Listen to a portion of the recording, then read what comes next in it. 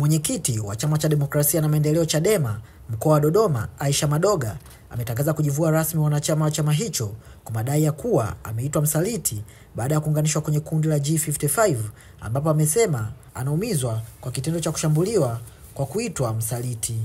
Madoga ametangaza kujiuzuru nafasi yake na kujivua wanachama huo leo Mei 16, 2025, akizungumza na waandishi wa habari, ambapo amesema miongoni mwa sababu zilizomsukuma kujivua wanachama wa chama hicho kutokuwa na uhuru wa kutoa maoni, na wale ambao wamekuwa wakitoa maoni wamekuwa wakiitwa wasaliti tena hadharani.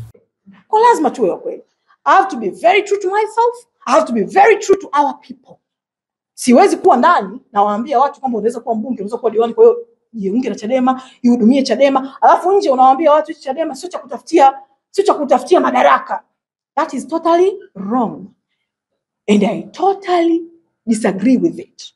Na uungwana ukiwa ukubaliani na kitu, sio mtu. Maana mimi nilisha tofautiana na Chadema wengi sana, lakini bado nikaendelea kuwa na sijawahi kubebwa. Nyinyi wote mnajua nimeshinda ubunge wa viti maalum, kura za maoni, nikishindana na diwani mstaafu, nikishindana na makontawa walikuwa wanajua Chadema vizuri, nikashinda kwa zaidi ya 70%. Siondoki kwa sababu napishana na mtu yoyote. Naondoka kwa sababu naogopa kupishana na taasisi. Ndio ungwana huo. Chadema ni taasisi kubwa, inaheshimika. Mimi kupishana nayo, mimi kutoa maoni ambayo sio yanayotakiwa ndani ya Chadema, sio sahihi, sio ungwana. Lakini naondoka kwa sababu misingi au mazingira niliyokuwa nayategemea sasa hivi yamefika kikomo. Assalamu alaikum, asanteni sana kwa kusikiliza.